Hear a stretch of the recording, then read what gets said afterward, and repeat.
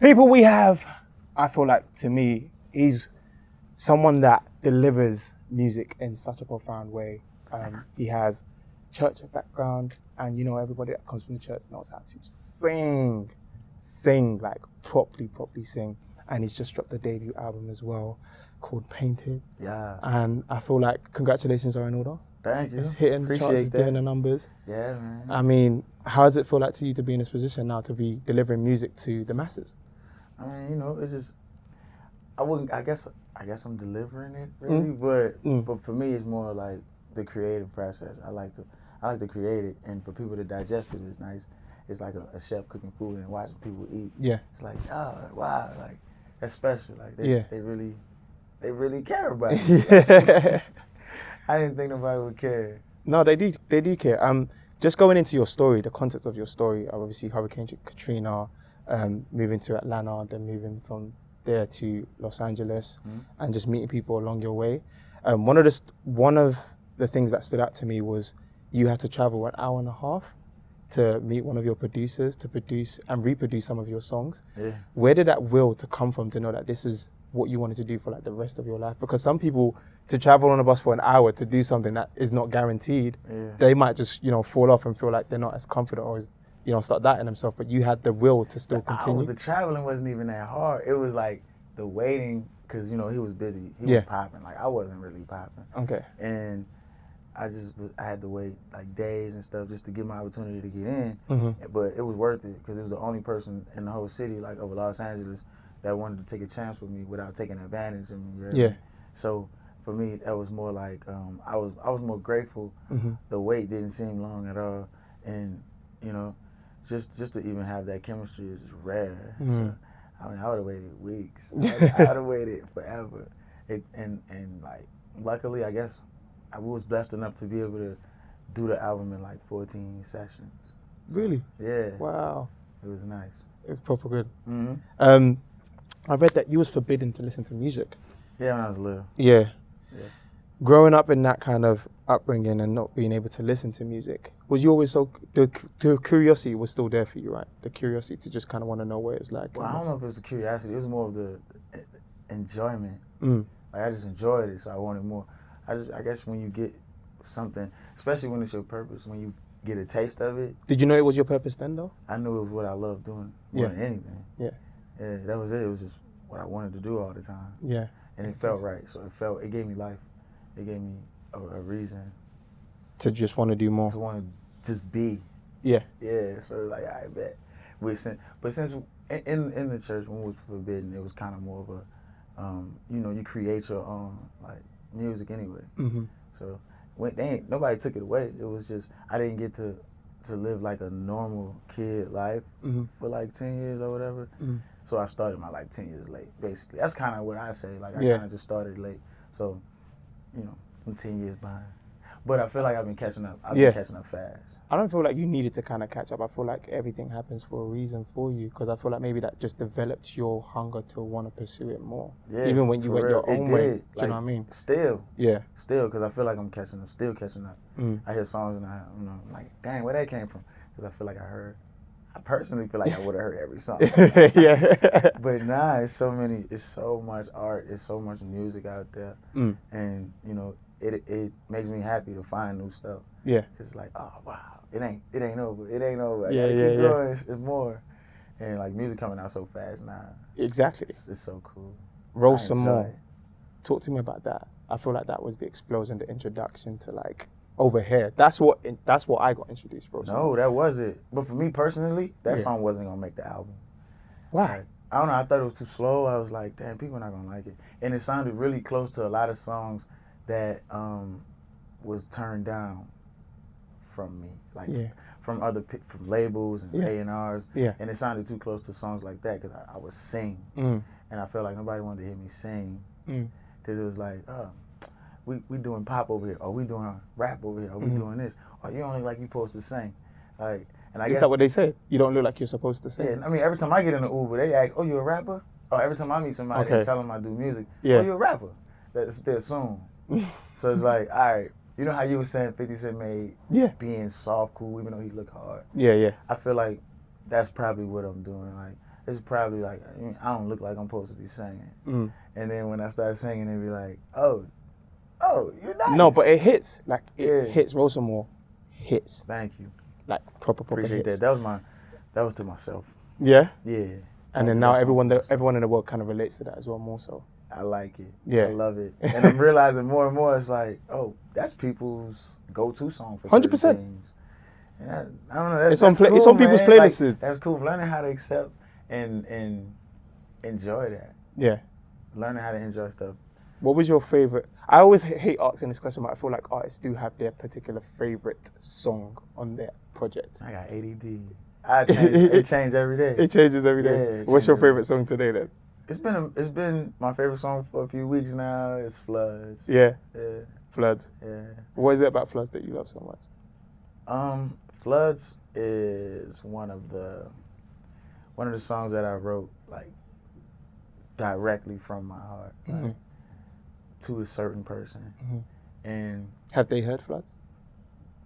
Yeah, they heard it. Yeah. They don't know it was for them. Oh, but I'm sure they heard it. Okay. Yeah, I'm sure they heard it. Yeah, I got a few texts. Yeah. And stuff I ignored, but it was definitely. They heard me. Yeah. Good. They heard me good. They heard me real good. Your song's being on soundtracks now. Right, the photograph. Bruh, that's crazy. That is, to be honest, I've always felt like Lakeith Stanfield was such an incredible actor, but for that new movie as well, I was like, for them people supporting it as well, I feel like has that opened you to a whole new audience as well? Yeah. Yeah? Yeah, I think so. Yeah. Like, it's people. When you found out, what was your first thoughts? Like, okay, is that the first movie that's first been? I just heard. So you didn't even know? I just heard. Oh, okay. And you know how it is in the music industry when you hear stuff, you just kind of hear it. You don't believe it. It's like, all right, cool, I hear you. And then I saw the trailer with the song on it, and I'm like, oh, this is about to happen. This really finna happen. So I'm like, damn. You already know Issa Rae's a goddess. Like, for sure. I don't know if I think she's perfect. Period. That's just she's gonna see this, by the way. That's all right. She know I think she's perfect. And Lakeith, of course, is like upper echelon, like A-list actor, and his movies, director, everything. Like I love everything he do. So just to be a part of that, you know what I mean? I feel like that's like black excellence, and I like to be a part of something that's making people feel like life is amazing, making them feel like they're a part of this life that we live in. Yeah. You know what I'm saying? Because it's easy to be forgotten out here. So, it's nice. I appreciate them. Regular people, you featured on there with Hamza and Mahalia. Were those two the first UK acts that you worked with? Or had you worked with someone prior? And what did that song kind of mean to you? She was my first UK act that I worked with, Yeah. How did it even come about? Did they just hit up your people, or did you guys just connect? Well, they sent a song, and they were saying, like, it's this girl, Mahalia. I was like, I already heard of her. Like, I know who that is. And I heard the song, and it was like an open verse, so I kind of slapped that jump. And then they said, oh, how's the guy on it? I was like, oh, bet, because I knew her from visiting the first time I came out. Yeah. And I was like, I know it's going to be crazy now. So when I heard her verse come back, I was like, bet, that's crazy. Let's do it. I hope y'all keep it. Yeah. And then they kept it, so it was nice. There's always a hope. Like, I hope y'all really do it. Yeah. I don't know. That might be from pain. No more pain now, just joy. Yeah. Just joy. What do you feel like the best experiences or the best music come from? Do you think it comes from pain, love, joy? What would you say? Best music? Yeah. It comes from maybe pain. Why pain? I feel like pain would be more of the... If you look back in your life, right? And you look at everything, like if somebody tell you to name a moment in your life immediately, you probably name the part that hurt the worst. Yeah. Because that's the part you remember. Like, even though you might have like a wound, you know what I mean, and you peel the scab off or you wait for it to heal, it's still going to be there. Like, you still got teeth marks on your fist from fighting when you was in school. Like, that's the stuff that stick around. And I feel like, they just stay emotionally. Yeah. And it don't go away. You can always remember it. Yeah. I can go back every time. I can do like 6 more albums about the same girl. Same girl. On to new ones now. Yeah. More life, more life. So much more to say, man. Yeah. I feel like you've kind of cheated because you've been on Tiny Desk twice. Yeah. You got your own one, and then now with Raphael Saadiq. That wasn't for me. That was for Raphael. Yeah, but still, you're still featured on it. And that's sick. Do you know what I mean? So how was that experience being on second time round? Obviously doing it with Raph. It's starting to feel like they my family, man. Yeah. I already feel like they, D Sid know, like they already feel like family to me. The fact that they came to the Ella show just to meet me, I wasn't nobody at that time, and the fact that somebody canceled, you know what I mean, and had that opening. So, and I took it, and they allowed me to take it. Was like, oh, wow, man! It added like another trailer to the train on the tracks. Yeah. Like I feel like, oh, bet it's adding up now. Like that's an opportunity, and I ain't gonna pass an opportunity. For sure, like, I ain't gonna do that. 100%. So that was crazy. So when we went back the next time, it was more of a Raphael's thing, but to be there was amazing. Like, have you guys worked on songs together? Me and Raphael? Yeah. Not yet. Not yet. About to. Put it out there. Is we about to? Yeah, put it out there. Yeah. Latest single, Buying Time. Yeah. What are we saying about that? What are your thoughts about that? Just releasing that to the public and how the reaction has been so far for you? For me, in my mind, it was more of a, let me just give people, I don't want people to get bored of me. I don't know. Is that a fair, almost? Huh? People getting bored of you? Is that a fair, almost? Nah. Nah. It's more of a, I feel like I have a responsibility now. No. Before the album, I didn't care. Like, I ran out of, like, FUKs. You know what I'm saying? Like, I really didn't care who cared about me because I wasn't finna care about nothing but, you know, my well-being. Yeah. And the fact that so many people listen to Roseborne and, like, listen to my stuff, I was like, oh, wow, I got, like, they gave me purpose. That gave me, like, a feeling of, ooh, I can't let them down. Like, oh, this what you've been asking for all your life? Yeah. Oh, now you got it. What you gonna do? So now I feel like it's tender. It's fragile to me. So every song I put out, I have to be really careful because I love them. Like, they don't understand. Like, I love my fans, supporters, whatever they want to call it. So I love them. Yeah. Like, they know. They know. Maybe we're better misunderstood. Yeah. Do you still stand by that today? Oh, forever. Still feel that way? Forever. Forever. Forever. Why'd you feel that way? Cause nobody's really gonna understand you. Like, even if you've been with someone for years, they can't all the way understand you. Like, you be getting my grandfather. Like, I never seen a successful relationship or like a successful marriage or whatever. Yeah. But except for my grandfather and my grandmother, but they hated each other. Oh. Are they still together? No. No. They actually, my grandma died on the first day of tour. Wow. My condolences. It's all good, but I feel like a lot of that stuff, like, you know, it fuel you. So I think about it a lot every time I'm performing. Just the fact that, like, on my first day, I couldn't even go to the funeral because I couldn't. It was like, oh, here's your career that you just got. Oh, here's your grandma that everybody's gonna be mad if you don't pull up to. I'm like, all right, I gotta choose, and a lot of my family mad at me, but. You know, like, she would have wanted me to keep going. Yeah, I'm sure she would have. You said a lot of your family were mad at you, and even just reading up on you as well, making that tough decision to know that sometimes your family will not agree with you. More than sometimes. Yeah. Do they still feel that way now, or have you guys mended? I mean, that's always hard, especially, like, with media and all of that. It's easy to get things misconstrued. They got friends who, like, messy, you know what I'm saying? I don't know if you've been to the South in America, but it's different. Yeah. You know what I mean? Like, people what part New Orleans. Okay, cool. No. People kind of, and my family from New Orleans and Mississippi, so it's country. It's country, and they, you know what I mean? Like, they extra sometimes. Yeah. Cause that's just the way we are, and they won't know it until they travel the rest of the world and be like, oh wow, people do be chilling for real. It's different. But yeah, it's different. So you gotta kind of take it how it comes.